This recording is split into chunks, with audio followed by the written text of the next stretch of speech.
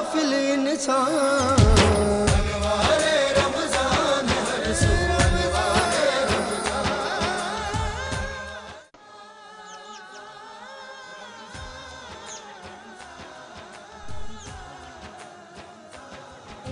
अंगारे रमज़ान की ख़ुसूसी इफ्तार ट्रांसमिशन में K21 न्यूज़ के प्लेटफॉर्म से बरादान इस्लाम आपकी मेज़बान रदा सैफ़ी आपको खुशामदीद कहती हूँ।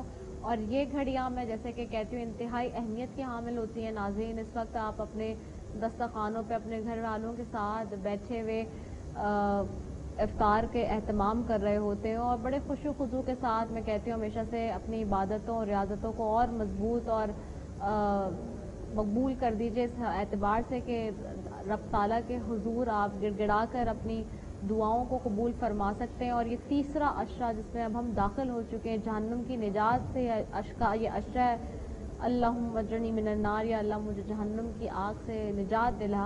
और रब ताला इससे पहले रहमत और मगफिरत के दरवाजे उसने खोले और जहन्नुम की आग से निजात का ये जो तीसरा पड़ाव, तीसरा मामला है, इसमें मैं चाहूँगी थोड़ी सी अल्लामा मोहसिन अली जवादी साहब की तरफ आऊँगी और उनसे चाहूँगी कि इस पर थोड़ी सी रोशनी डालें, फिर हम अपने मौजू की तरफ आगे बढ़ते हैं। जी, तीसरे अशरे के हवाले से यही गुजारिश है कि यह अशरा जो है मगफिरत का अशरा है, तौबा का अशरा है। इस अशरे में इंसान ने अपनी ज़िंदगी के गुनाह माफ़ कराने हैं। इमाम जाफ़र सादिक़ अलैहिस्सलाम से पूछा गया कि मौला इंसान किस तरह तौबा करे, तो इमाम ने फरमाया कि तौबा करने का बेहतरीन तरीका, अंदाज़, रवैया ये होना चाहिए कि आइंदा तौर के ऊपर मुकम्मल इरादा हो, यानी आज़म समीम हो कि मैं आइंदा कोई भी गुनाह सर अंजाम नहीं दूंगा। और अगर मौला ने फरमाया कि अगर इंसान फिर तौबा करता है, फिर गुनाह करता है, फिर तौबा करता है, फिर गुनाह करता है, तो फिर ऐसा है कि वो अल्लाह से मजाक कर रहा है। जब अल्लाह से मजाक कर रहा है तो उसकी दुनिया भी ख़राब है और उसकी आखिरत भी ख़राब है।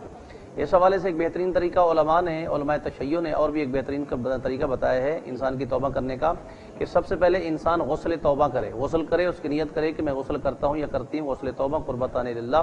गुस्ल करने के बाद 2 रकात नमाज पढ़े अल्लाह की बारगाह में तौबा के लिए, उसके बाद तस्बीह हाथ में लेके अस्तगफिरुल्लाह रब्बी व अतूबु इलैह 100 दफ़ा पढ़े या इससे ज़्यादा भी पढ़ सकता है। इसके बाद फिर एक मुसम्मम इरादा हो, पुख्ता यकीन हो कि परवरदिगार अब जो मुझसे गलतियाँ हो चुकी हैं, खताएँ हो चुकी हैं, गुनाह हो चुके हैं, वो मुझे माफ़ फरमा, आइंदा मुझसे कोई ऐसी गलतियाँ नहीं होंगी। तो इंसान जब इस किस्म की तरफ बढ़ता है तो यहाँ मुझे एक और इमाम की हदीस भी याद आ रही। इमाम जाफ़र सादिक़ अलैहिस्सलाम फरमाते हैं कि तौबा का दरवाज़ा इंसान के लिए हर वक्त खुला हुआ है। अगर वो मरने से 1 साल पहले भी तौबा करता है तो इंसान की तौबा कबूल हो जाती है। अगर मरने से 1 महीना पहले भी तौबा करता है तो भी इंसान की तौबा कबूल हो सकती है। मरने से 1 हफ्ता पहले भी अगर इंसान तौबा करता है तो तौबा हो सकती है। और अगर मरने से 1 लम्हा पहले भी तौबा करना चाहे तो वो ज़ात बड़ी गफूर रहीम है, वो इंसान के गुनाह माफ़ कर सकती है, इंसान की तौबा जो है वो कबूल कर सकती है। इस हवाले से जब हम मौला अली अलैहिस्सलाम के दिन को मना रहे हैं तो यहाँ मौला की इबादत के हवाले से एक छोटा सा वाक़या मेरे सामने आ गया कि अली हर शब जो है 2000 रकत अदा करते थे। 2000 रकत यानी 5 खजूरें थीं, 1000 रकत, 2000 सजदे अली अदा किया करते थे। मेरे मौला की 500 खजूरें थी और हर खजूर के नीचे जो अली 2 रकात नमाज पढ़ते थे। तो यानी ये नमाज पढ़ना भी अल्लाह के इंसान को करीब कर देती है। हज़रत सुलेमान फारसी कहते हैं कि एक दिन मैं मौला के पीछे पीछे गया तो हर खजूर के नीचे जो 2-2 रकात नमाज पढ़ने के बाद जब आखिरी खजूर के नीचे अली पहुंचे हैं तो वहाँ अली आखिरी सजदे में गए और मुझे ऐसे लगा कि जैसे ज़ात खुदा उन्हें सामने देख रही है और अली उनसे राज व नियाज की बातें कर रही हैं। रोते रोते अली की हिचकी बन गई और फिर कहा कि एक लम्हा ऐसा भी आया कि अली की आवाज़ रुक गई। मैं समझ गया कि लगा मुझे ऐसा कि अली की रूह परवाज कर गई है। ये कहते मैंने बढ़ के अली की नब्ज़ों पे हाथ रखा तो नब्ज़ों की हरकत रुक गई थी। रोते हुए दौड़ते हुए दर ज़हरा पे आए और कहने लगे कि खातून जन्नत नबी की बेटी, लगता है कि आपके शौहर दुनिया से चले गए हैं। बीबी ने फरमाया कि सलमान घबराओ नहीं, अली का पहला दफ़ा ये काम नहीं है बल्कि अली का हमेशा मामूल रहा है कि जब भी अल्लाह की बारगाह में राज व नियाज की बातें करते हैं तो अली की यही कैफियत हो जाती है। तो यानी यौम अली के हवाले से हम अली की सीरत को अपनाते हुए अली के इन अहकामात के ऊपर भी अमल पैरा हूँ तो अली हमसे खुश होंगे, अली के रसूल खुश होंगे, अली का खुदा हमसे खुश होगा। आपने बयान फरमाया अल्लामा मोहसिन अली जवादी साहब। मैं हमारे साथ मोहम्मद अहमद नाज खां भी मौजूद हैं, आपको भी खुशामदीद कहती हूँ और मैं चाहूँगी कि चंद अशार जो है मनकबत के मौला अली की शान में पेश कीजिए। अता उनकी विरासत है, सखा उनकी विरासत وراثت ہے، عطا ان کی وراثت ہے، سخا ان کی وراثت ہے، علی کے ہیں یہ گھر والے، علی کے ہیں یہ گھر والے، وفا ان کی وراثت ہے، یہ پتھر مارنے والوں سے بھی بدلہ نہیں لیتے، یہ پتھر مارنے والوں سے بدلہ ہی نہیں لیتے، کرم ان کی وراثت ہے، دعا ان کی وراثت ہے، کرم ان کی وراثت ہے، کرم ان کی وراثت ہے، دعا ان کی وراثت ہے، علی کے ہیں یہ گھر والے، وفا ان کی وراثت ہے، وہ ہستی ہو خدیجہ کی، وہ زہرا ہو کہ زینب ہو، وہ ہستی ہو خدیجہ کی، وہ زہرا ہو کہ زینب ہو، گواہ قدسی ہے اے لوگوں، حیا ان کی وراثت ہے، علی کے ہیں یہ گھر والے، وفا ان کی وراثت ہے، عطا ان کی وراثت ہے، سخا ان کی وراثت ہے۔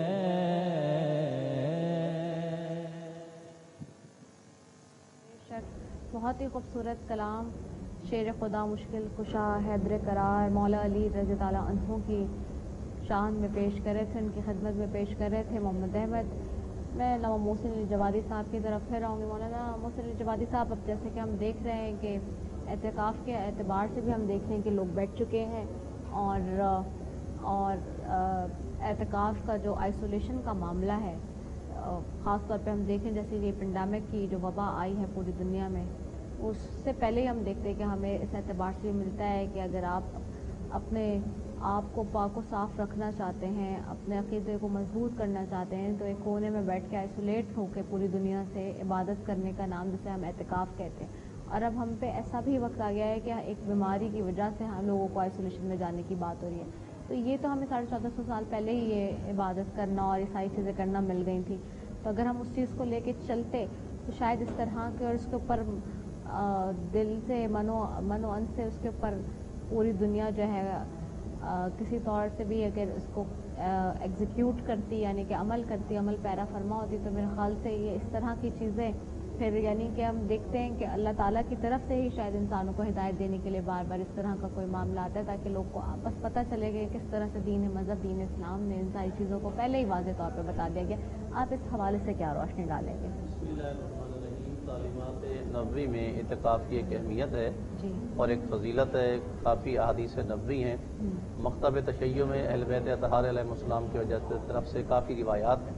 मोतकिफ़ इत्काफ़ में बैठना इंसान का जो है कि अपने आप को अल्लाह से ज़्यादा करीब करने का एक बेहतरीन ज़रिया है, बेहतरीन एक तरीका है कि इंसान अपने तमाम तर ज़ाती मामलात को छोड़ के अल्लाह की बारगाह में पाक व पाकीज़ा होकर बैठ जाता है।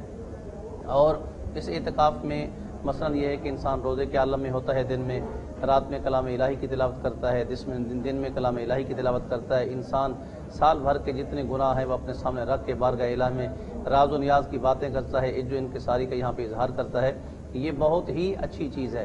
मगर चूंकि मैं मकतब तशय्युअ के हवाले से इत्काफ़ को यहाँ वज़ाहत करना चाहूँगा कि फ़िक़्ह जाफ़रिया में इत्काफ़ जो है हर मस्जिद में नहीं होता। हमारे यहाँ इत्काफ़ जो है जामा मस्जिद में हो सकता है और इत्काफ़ में ख़वातीन हमारे यहाँ नहीं होती हैं, मर्द हज़रात ही होते हैं।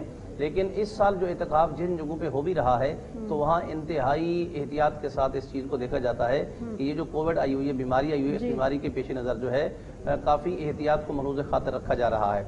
चूँकि ज़ाहिर सी बात है कि जहाँ 20 लोग बैठेंगे, 40 लोग बैठेंगे, 50 लोग बैठेंगे, क्योंकि इज्तिमा होगा और वहाँ पे दर्स भी होते हैं, मामलात भी होते हैं, दीगर चीज़ें भी होती हैं। तो जैसा कि यहाँ इमाम बारगाह सोगरा कुरंगी नंबर 4 में इत्काफ़ का एहतमाम था, लेकिन आज ज़ोहर के से पहले मीटिंग हुई एक साहब से, तो वो कह रहे थे कि हमने इस चीज़ को भी मुलतवी किया है हालात के पेश नज़र। चूँकि हमारे यहाँ तो इत्काफ़ इज्तिमा में होता है, यानी कि 20 लोग बैठ गए, 40 लोग बैठ गए और वो बैठ के खा भी रहे हैं, साथ में उठ भी रहे हैं, सो भी रहे हैं, दर्स भी हो रहा है, सारी चीज़ें हो रही हैं। लेकिन ये एक अच्छी चीज़ है कि जिन मकतब में अलग अलग बैठ के इत्काफ़ को कर सकते हैं तो वो अल्लाह की बारगाह में ज़रूर इस चीज़ को अंजाम दें। और ये चूँकि माह मुबारक रमज़ान का आखिरी अशरा जो है ये मग़फ़िरत का है, बख्शिश का है, तौबा का है, तो इंसान अगर तनाही में, खलवत में बैठ के बारगाह इलाही में जितनी राज़ व नियाज़ की बातें करेगा। अब देखें, नमाज शब के हवाले से भी यही होता है कि नमाज शब जो है नमाज तहज्जुद जिसे कहा जाता है, तो नमाज तहज्जुद भी उस वक्त हज़रत मूसा अलैहिस्सलाम को अल्लाह ने इरशाद फरमाया, मूसा मेरे बंदे उस वक्त मुझसे राज़ व नियाज़ की बातें करते हैं जब पूरी दुनिया महव ख्वाब होती है, जब पूरी दुनिया सोई हुई होती है, सब दुनिया नींद में होती है और मेरे बंदे खास मुझसे बातें करते हैं। वो अब मुझसे बातें करते हैं, मैं अल्लाह उनकी बातों को सुनता हूँ। तो इत्काफ़ में भी ऐसा है कि इंसान तन्हाई के आलम में, खलवत में बैठ के अल्लाह से राज़ व नियाज़ की बातें करें। अच्छा है, इसमें इबादत हैं, इसमें इंसान अपनी क़ज़ा नमाज़ें भी पढ़ सकता है, इसमें कुरान करीम की तिलावत भी कर सकते हैं, इसमें जो है इस्तिग़फ़ार की तस्बीहें हैं, जितना कलाम इलाही है और भी पढ़ सकते हैं। अपने लिए भी, अपने मरहूमीन के लिए भी क़ज़ा उम्री नमाज़ें भी पढ़ सकते हैं, उनके लिए आप दुआएं भी कर सकते हैं, उनके लिए कुरान की तिलावत पढ़ के हदिया भी कर सकते हैं। यानी इत्काफ़ एक ऐसी इबादत है कि जिसमें सवाब ही सवाब है, लेकिन हालात के पेश नज़र देख के जो कुछ मामलात की वजह से कुछ जगहों पे इसको जो है रोका गया है, तवक्कुफ़ किया गया है। सही, बहुत खूबसूरत अंदाज में अल्लामा मोहसिन जवादी साहब बयान फरमा रहे थे, इत्काफ़ की रूह जो है सही उसके ऊपर रोशनी डाले थे। तो मैं सुबह की तरफ बढ़ूँगी और चाहूँगी कि चूँकि अब इस वक्त हम अज़ान मगरिब की तरफ भी बढ़ रहे हैं, इफ्तार की तरफ बढ़ रहे हैं, तो दुआई कलमात जो हैं वो पेश करने की सादत हासिल करें।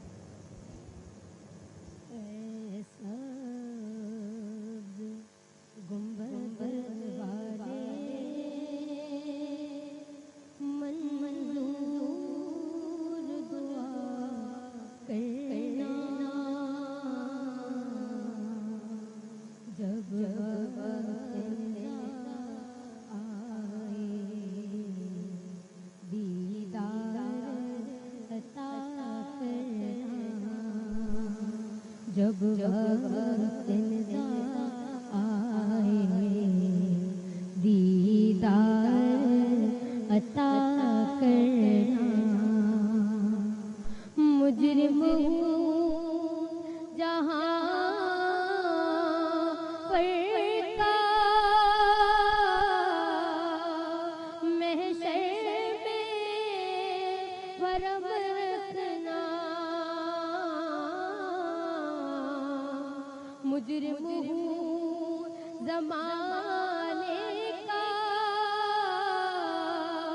महशर में परम रखना,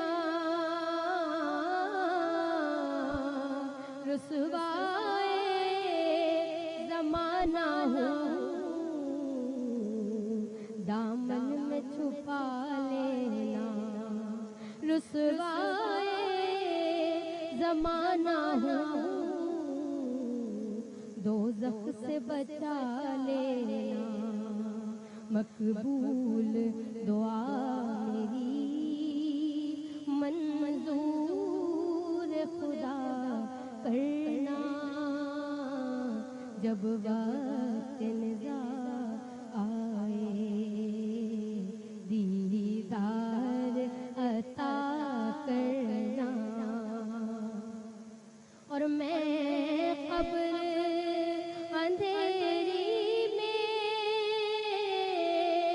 گھبراؤں گا جب تنہا میں قبر اندھیری میں گھبراؤں گا جب تنہا امداد میری کرنے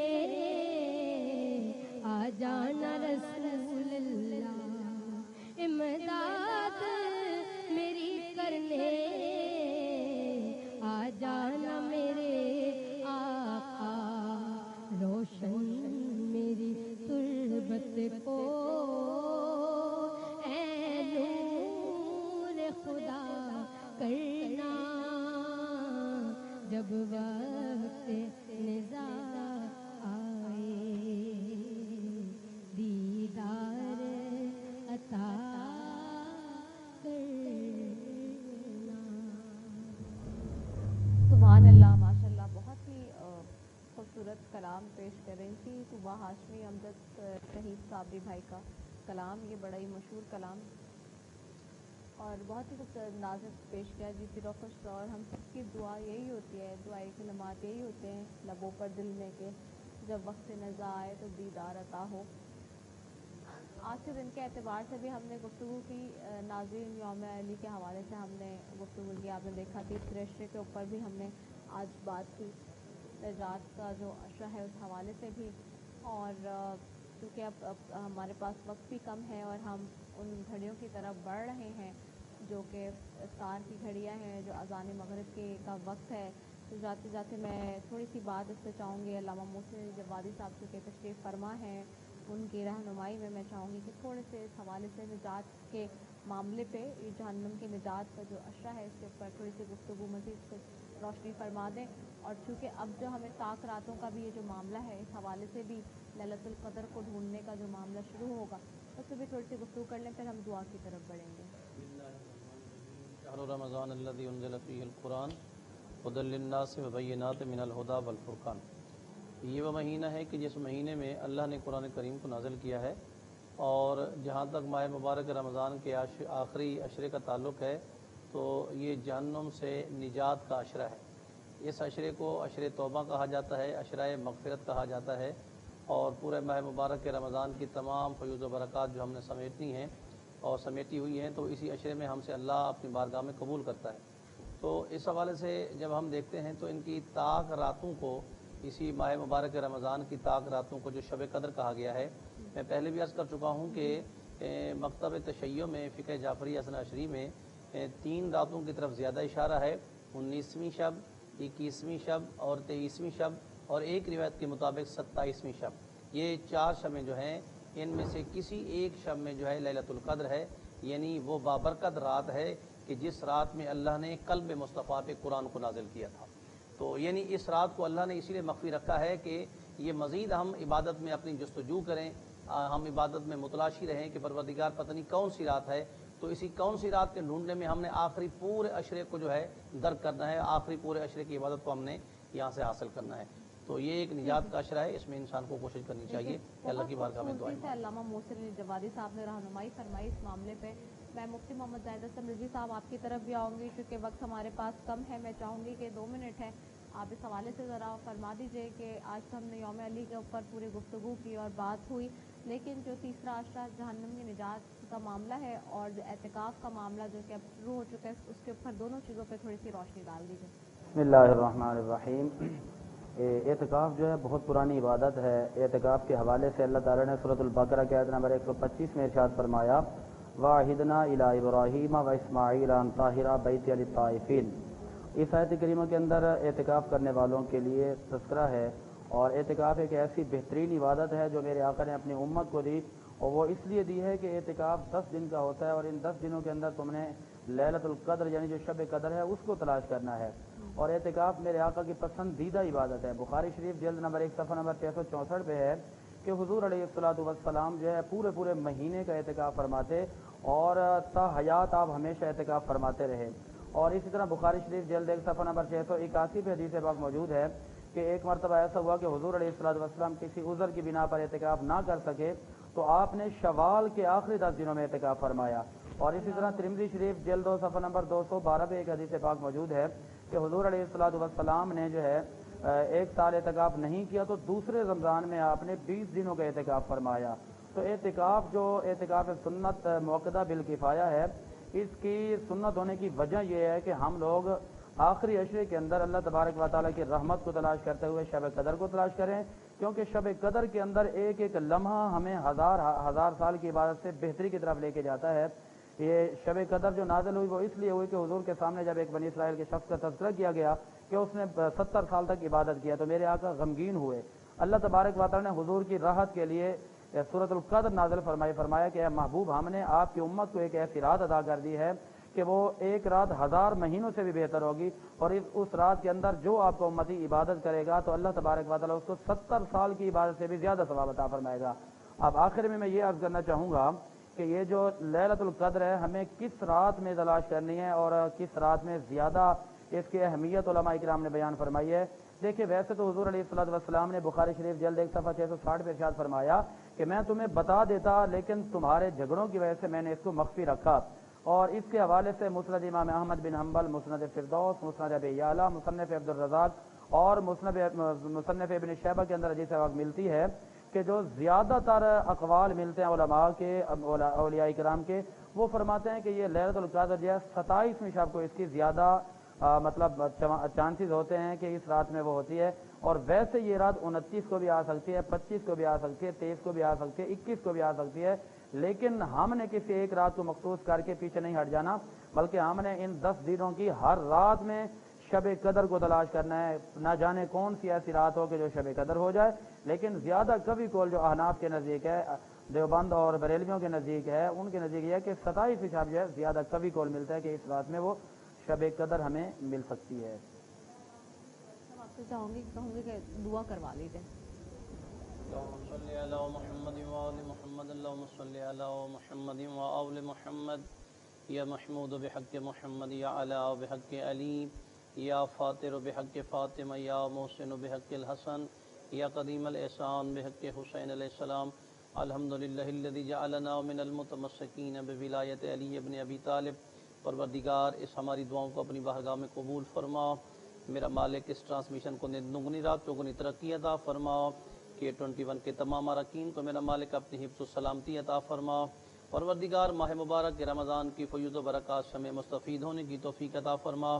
پروردگار علی کی عظمت کے طفیل، علی کی مظلومیت کے طفیل ہمارے بیماروں کو شفا یابی عطا فرما، جو بے مومنین جو ہمارے مومنین بے اولاد اولاد نرین عطا فرما۔ پروردگار جو ہمارے مومنین مسلمان پریشان حال ہیں ان کی پریشانی کو دور فرما۔ پروردگار ہمارے گھروں پہ رحمات و برکات کا نزول فرما۔ پروردگار ہمارے وطن عزیز پاکستان کی حفاظت فرما، اسے اندرونی و بیرونی سازشات سے محفوظ فرما۔ پروردگار شرع سے دین ظالمین منافقین سے محفوظ فرما۔ پروردگار ہمارے ملک کی تمام سلامتی اداروں کو سلامت فرما۔ پروردگار تجھے آل محمد کی عزت و عظمت کا واسطہ گناہگار ہاتھ بلند ہے ہمارے مرحومین کی مغفرت فرما۔ پروردگار ان کے درجات بلند فرما، انہیں کروڑ جنت نصیب فرما۔